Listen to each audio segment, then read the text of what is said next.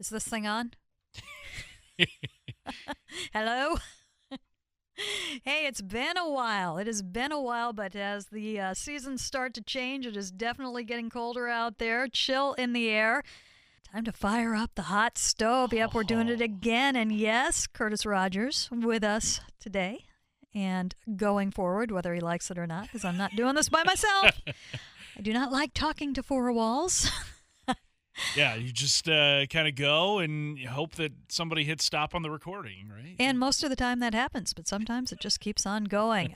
Curtis, one of the things I was thinking about when I was thinking about the first podcast that we would do, you know what? This is the first normal off-season in a while, isn't it? Yeah, I believe it was the 2019 offseason going into 2020 that was normal until we got to spring training. Then all heck broke loose. And then the entire world shut down. Stopped. And that was the end of that. Then you had the 2020 going into 2021 offseason. Okay, so that was normal. That was, except it was coming out of it, so it wasn't really normal, and nobody knew what could they spend. What is the market going? So not really. I think there was still trepidation about what they were doing. And then last year, was it December 1st is when... Lock the doors. When the lockout happened and we were just talking hypotheticals about baseball for with the like 3 absolute, months. Transaction palooza. Yes, before absolutely. that, and then what's going to happen when it's unlocked? And we saw what happened. Some things were not what we thought they would be. Trevor's story. So I was, thinking, hey, at least right now, back to, dare I say, normal. It does feel good, and I think it was pointed out on Wyman and Bob this week with John Morosi, who was at the GM meetings, that this will be the first winter meetings that baseball's had since the 2019-2020 offseason, which the winter meetings historically have been a place where deals have gotten done. Maybe not a million deals or whatnot, but there tends to be a couple big names that get off the board during that time. A little bit less than, I'd say in the last 10 years, not quite as much. It used to be the place, and now we're seeing a little bit happen more between the GM meetings and then definitely after. You kind of have, okay, somebody's going to sign quick, and then everything's going to stop. Then one person is going to sign, and you're going to have a week of signings. Yeah, then it's going to be just but you're not waiting for the meetings, and then everything is quiet, and then in January things go a little bit nuts. So you're waiting for that one player to break. Is it a pitcher? Is it a shortstop market? So all of that. So yeah, I don't expect a ton is going to actually happen there, but it is always a great opportunity to get there and talk to everybody. Everybody is in one place, but it's just good to see baseball booming and the talk booming again and kind of be back to something normal. I remember last year it was so fun to see what happened with the Palooza, and then now what? It was, it's part of me, and I think we all talked about it. It would be great if there was a dead period or a signing period so you can take December off. But I'm not sure that's the best thing for the game. So we'll go ahead and do it this way. And what an interesting offseason ahead for the Mariners. And as important as last year was, I think this year is even more important. It definitely ratchets up, especially because you have now ended the drought. There is not that looming conversation among every other conversation had about the Mariners. It's no longer, but they haven't made the playoffs in 2 decades. They have made the playoffs. And now you want to build off of that. You have set the expectation of making the playoffs. How do you get back to it? Which is a conversation we have not had in this town for as long as that drought existed. Yeah, how does that work? Yeah. Just figuring out things around here. Absolutely. You're just playing this thing by ear, but not really. I did a piece earlier in the off season, and the plan, as was set out after the 2018 season, I mean, it is basically gone according to plan. I think the only unplanned thing was the COVID season, and all of a sudden having 2 months of a season and no minor league season sets things back a little bit. But I think as evidenced by the Julio Rodriguez signing, the Luis Castillo signing, now you're kind of into that maintenance and add and expand and keep your own. And I think that going into this offseason, I think we're looking at something, I think we should be looking at something very different. We know they tried to spend last year. We know they had big eyes for big players, and it didn't happen on the offensive side. It did happen on the pitching side with Robbie Ray. But this year, there are a couple of things that I don't want to hear. I don't want to hear about the guy that can play everywhere. And you've we've had enough. We've had enough. They've got those guys. Yes. They're great. They don't need another one. But I think obviously, I think you can target specifics. I don't want to hear about the question mark, maybe bounce back guy. I think that you want the guy coming off of surgery, the guy who 2 years ago was an all-star and then dropped off last year. And we think we can do something Yeah, here. we think you want there's still something here. specific target, and if he is a high-ticket item, I think obviously this year is the year to do it. They were ready to do it last year. Now, they've made some big investments. Julio Rodriguez can get paid a lot. Robbie Ray, last year, Luis Castillo. I mean, it's different. You're starting to see that payroll tick back up, and you have to also take into consideration not what it is this year, but in the years coming up. They're going to get more expensive without doing anything as they bring up good players and they hit arbitration. You're going to see a lot of arbitration salaries in the next couple of years, but this is where they should be, and this is where you are looking to add and not have the needs that you had in the past. I don't want to hear about club control either. You mentioned the Mariners' payroll heading into 2023. According to SpotTrack, last year the Mariners were around 19, 20, 21. They have the 13th most dollars already committed towards their 2023 payroll. So if it just goes chalk from here on out, the Mariners are going to be among the top half of the league in payroll. That's if they are able to keep up with the 12 teams in front of them and maybe some teams behind them. You've got the Rangers currently, a team behind them. We know they're going to be aggressive. They were aggressive last offseason. They're really trying to jumpstart things down there. So it'll be interesting to see where the Mariners kind of slot into that, if they hold that number 13 ranking or if they go up or down. Which is where they kind of were when they did tear all this thing down. They were Yeah. kind of right in the middle, 13 to 15, along those lines. But they do have some needs. They should have some dollars. What are we looking for? That's what this show is all about. And I do wanted to kind of take a quick left turn. You mentioned the Rangers. Jacob deGrom there. You heard the news. I don't like that. I mean, even though Jacob deGrom coming off a season where he missed most of it, when he is healthy, he is a top 2-3 pitcher in baseball, and the Rangers have desperately needed starting pitching for what seems like a decade now. No better way to announce, like, hey, we're going for it than getting probably the most sought-after arm in free agency this offseason. Now, there are plenty of risks that come with Jacob deGrom, but putting yourself out there like that, like he did, making your intentions known. I'm sure everybody in the AL West kind of perked up when they heard that. Some perking up in a good way, some perking up in a way that's like, well, that's concerning. I will say, as us who cover the Mariners, having to face Jacob deGrom as much as the Mariners would have to, that is not something I would look forward to, even if he is kind of on the downslope of his career. And I do think, and it was funny because when they did embark on the plan and they did tear everything down, one thing that didn't happen, and it's very significant, and is I think kind of the one part where they missed on the plan and they have to adjust, is there was a thought there would be a window with the Astros. There ain't no window. There's a window. You got to break it down. They're not opening it. The Astros have a very good breeze coming through their window, and maybe it's jammed or something, but that window is not closing. No, and I think the Angels are going to be in disarray for a while. Oakland, who knows? But the Rangers are apparently willing to spend with what they did last year. The thought is they've got another big spend in them, and you don't want to hear this, but deGrom would probably only be 3 years, so it's not that much of a commitment. Yeah, it could be like record dollars, but again, the commitment there isn't too terrible. They could build up a little bit quicker. They appear to be a desired destination. I don't think it hurts that they got Bochy. I think that probably that's another that probably helps there. So I think that when you are looking at, obviously it is the Astros that you have got to battle, but you also got to keep an eye on what's behind you as well. And I don't think anything is going to be easy in the Mariners' path, but they have taken the biggest steps forward. And they're not the only ones. The Yankees, and I'm so curious to see what happens with them.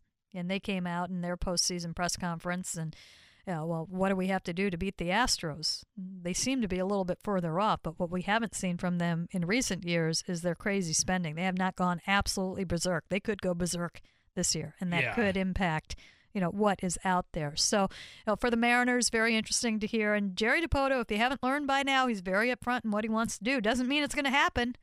Definitely. And he gave us a lot of nuggets from the GM meetings this week in Las Vegas. Shannon, I think this would be a good time to start kind of dissecting what he had said to the media in Las Vegas. Let's start with Mitch Haniger. Not given the qualifying offer, what is it, $19.65 million, which would mean he would become an unrestricted free agent if they're not able to work out an agreement prior to the deadline for free agency.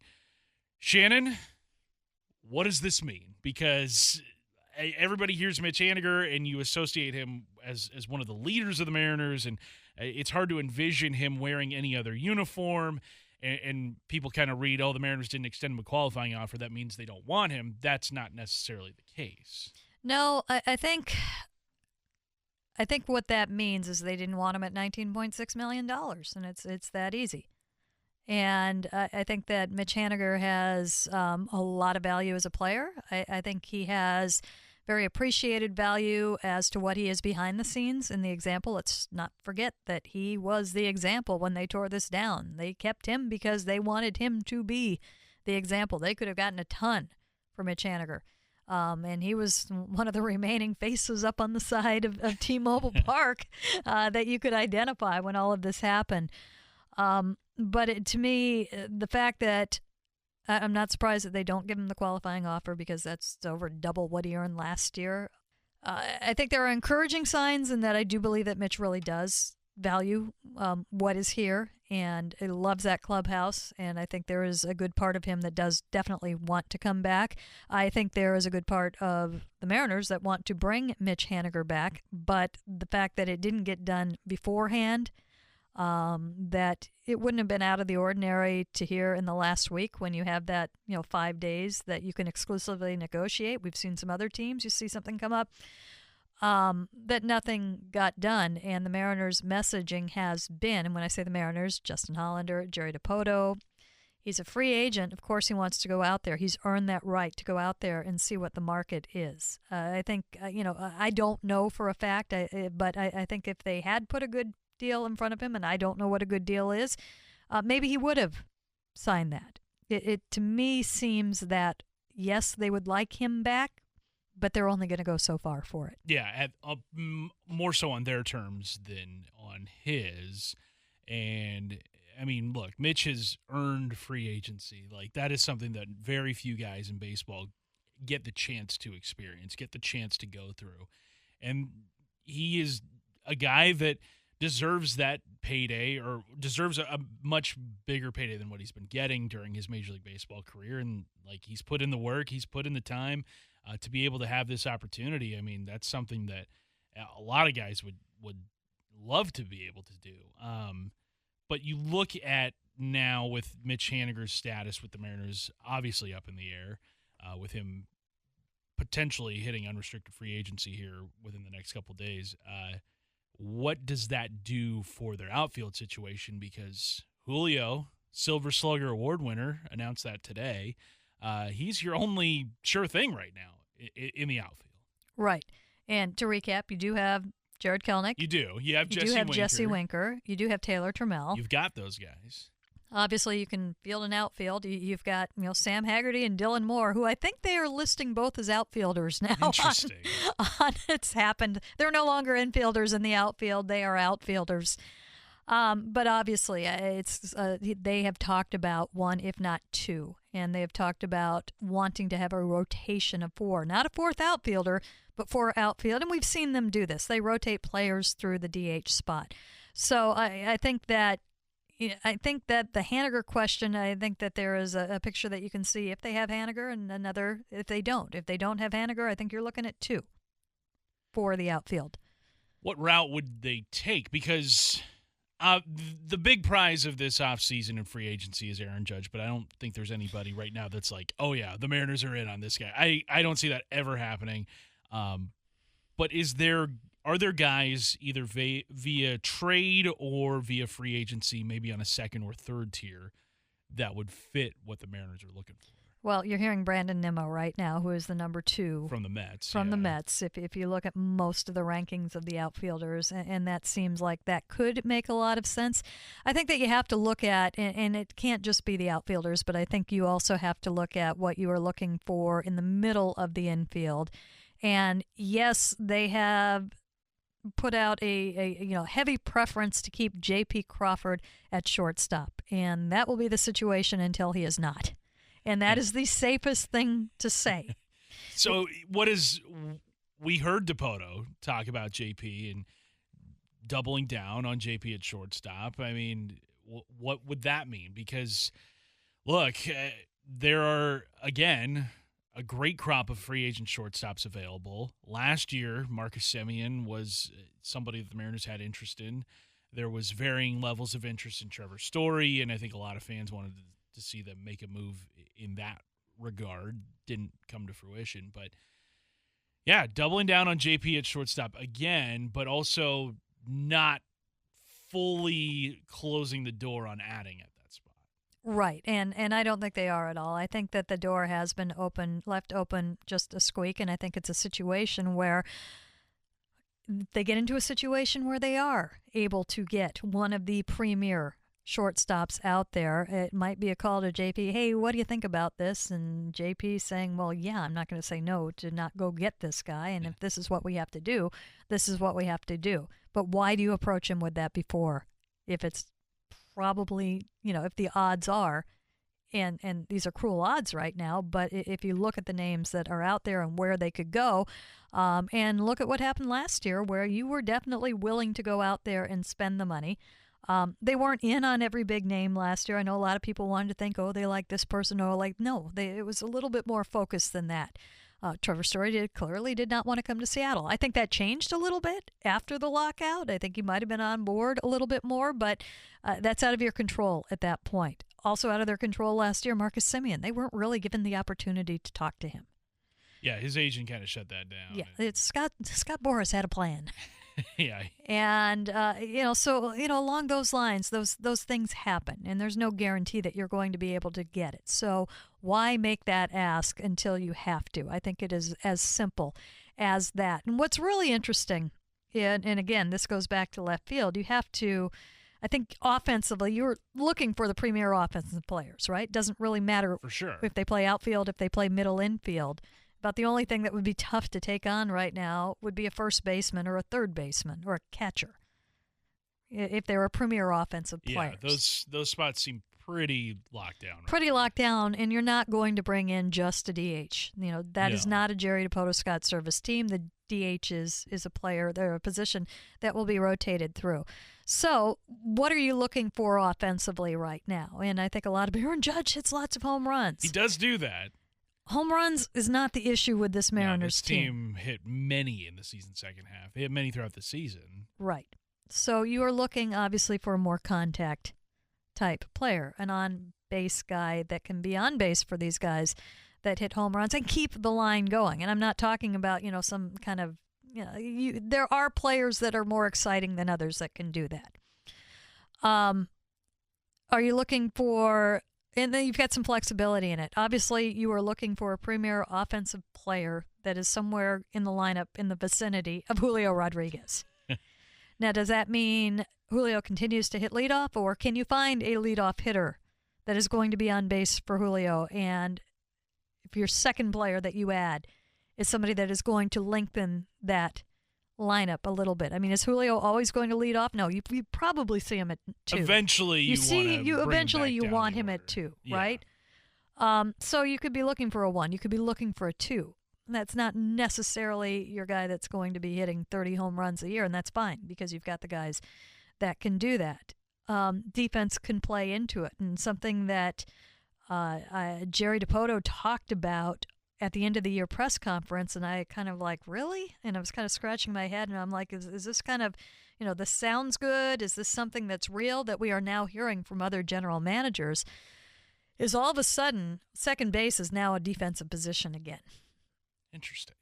It used to be that you could go for a Robinson Cano at second base, that you're going to be looking for much more offense. But with the shift going away, That is what they pointed to being more significant than actually what your hitters are doing. And that to me is like, well, do they not want to kind of divulge how they're looking at that? And that's why I was scratching my head. But now I'm hearing this from other general managers is without the ability to cover for a poor or below average or even average second baseman, you've got to have somebody that can play because the shortstop is not going to be able to shade as much or play over, and you're not playing the shifts, which was easier for the second baseman. Yeah, defensively, I mean, I hadn't really considered that in terms of free agency, how the shift, the banning of the shift was going to impact the market on second baseman. And we just think of it from an offensive viewpoint, especially guys like Carlos Santana, who had great StatCast numbers, and it was like, oh man, this guy, once you get rid of the shift, he's going to be Barry Bonds out there. Right. But also, you've got to look at it on the opposite viewpoint of, who are going to be guys that will help you out in that. You're going to need premium outfield defense and right field. You're going to need guys at first and second base that can pick it. And, especially... It also makes me wonder if you can sell second base a little bit more, that it is a more important position right now. Yeah. Defensively, too. And maybe we see the market for that uptick to a point where those guys are getting more dollars than what they've gotten in the past just because of now their importance. Your shortstop is obviously going to be your most important position on the infield. Like, that's the guy who makes the big dollars on the infield. But second base now, you bring up a great point there, Shannon, of like that becomes all the more important now that they're going to have even more opportunities or because you're not going to have your shortstop playing on that side of the ball when a lefty's up. Right. So that is something I think to really take into consideration. It's not somewhere where you can just stash a bat anymore. But again, the importance of that position all of a sudden gaining a little bit of spotlight. And again, not just from the Mariners. You're hearing this from other GMs as well. That kind of intrigues me a little bit if that would make it a little bit easier if you do get a shortstop to move either the shortstop that you get or JP to second base. And the Mariners will put a premium on that defense. I'm fairly certain of that, especially with no shift. So along those lines, I think that's got me looking a little bit differently at those options, that it's going to be important. So looking at the spots that are of need for the Mariners, where everybody wants to have the who do you go after? But I think it's more important that we figure out what they need to go after before you figure out the who. Shannon, what do you look at on this roster as a spot in need of somebody new or in need of just getting somebody in there? Well, I think obviously, what Jerry DiPoto stated, obviously you've got to have somebody at second base or short and moving JP, which they don't want to do, but I think they would if push came to shove and if they got the guy that they wanted. And two outfielders, if not Mitch, and still leaving the door very open for Kelenic. And let's remember that, he is, 24?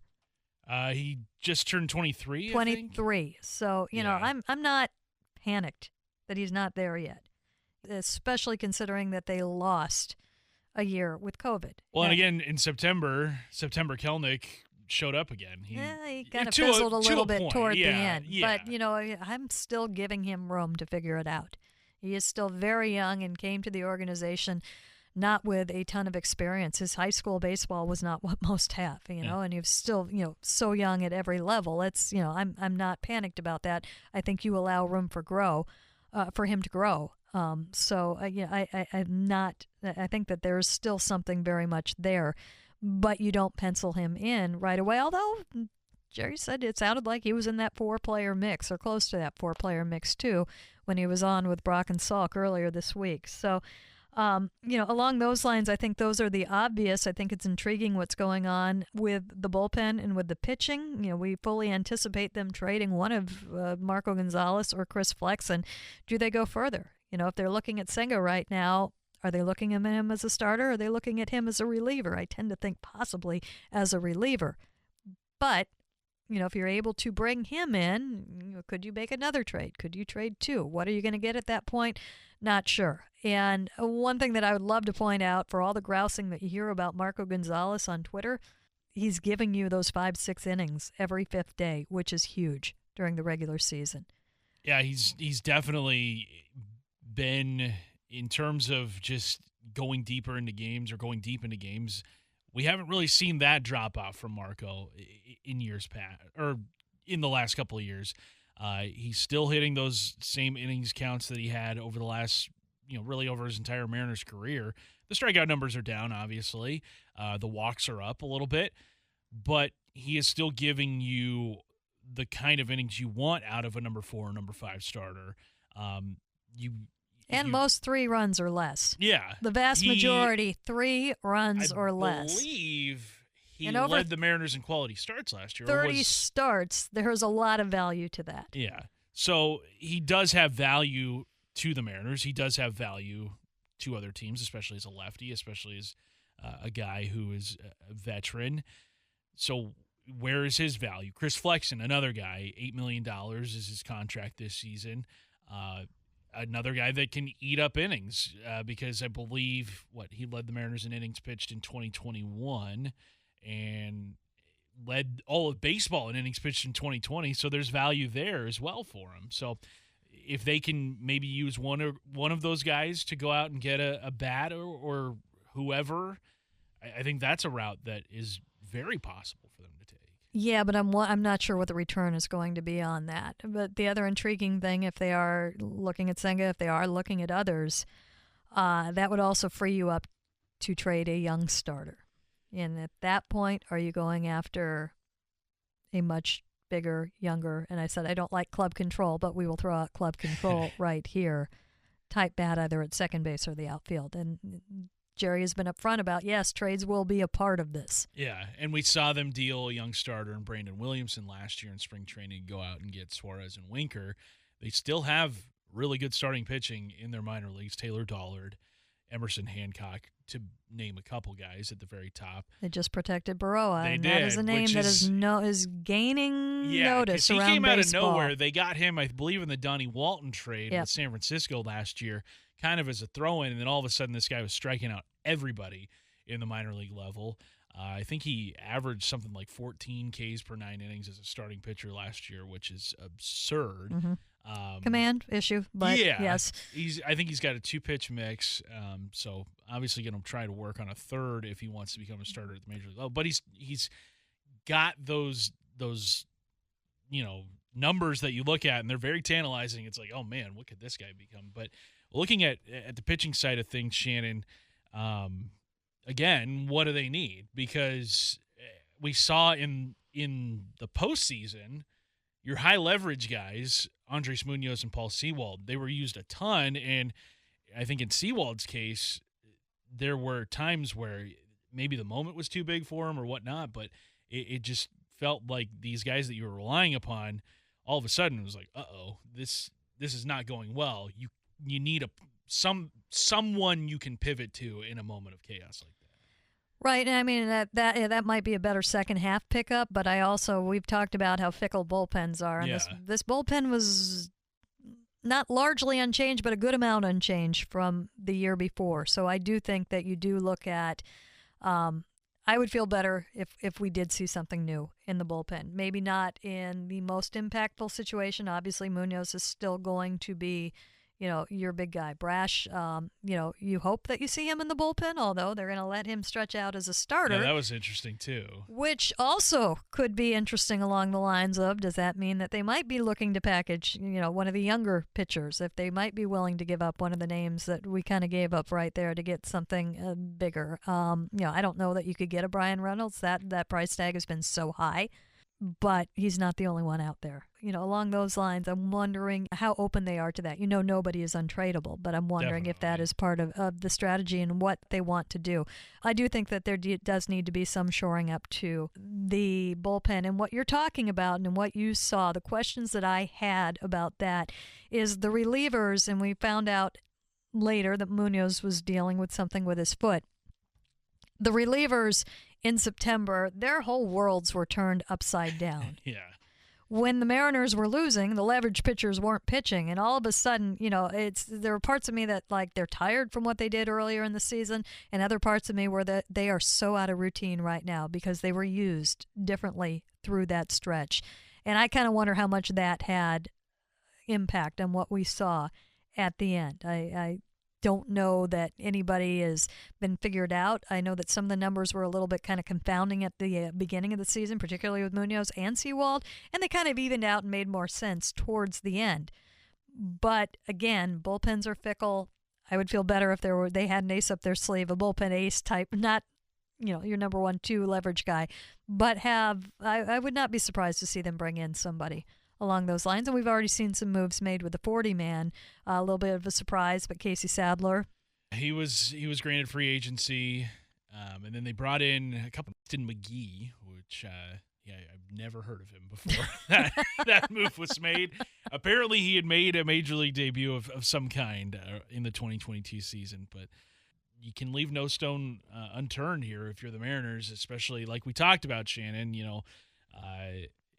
This is an offseason of the utmost importance because you're trying to get back to the playoffs, and not just get back to the playoffs, but you're also trying to advance in the playoffs. You're trying to get further than where you were a year ago, and as we know, Houston is standing in the way of anything that the Mariners are trying to do, and everybody else. Yeah, and everybody else because they won the World Series. Like any team in the National League has to go through the Astros as well. But I think it is going to be the next couple weeks. Things are going to pick up here, and I'm excited for it, and I'm excited to have this platform, especially given that.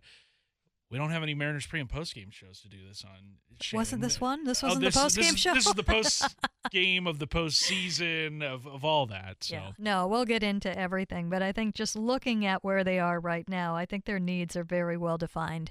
And I think that we can anticipate, taking that step forward and how they fill those needs. Again, it's going to be, I think, something more established. We fully anticipate a trade. I fully anticipate a somewhat early move. You go back to the move they made with Adam Frazier last year. That wasn't around the Thanksgiving. move. Yeah, and it was kind of an insurance move. Maybe he was going to be the second baseman.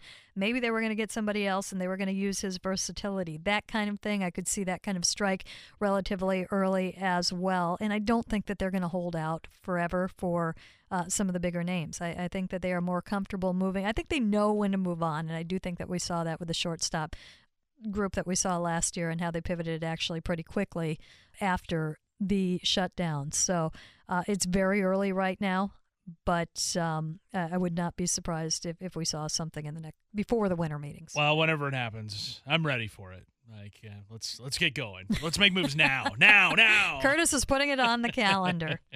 All right. Until then, just kind of a little bit of a look at what is to come. We will stay on top of it, both on Seattle Sports, seattlesports.com, on social media as well. And, hopefully the next time we talk to you, we will be talking about a new Mariner.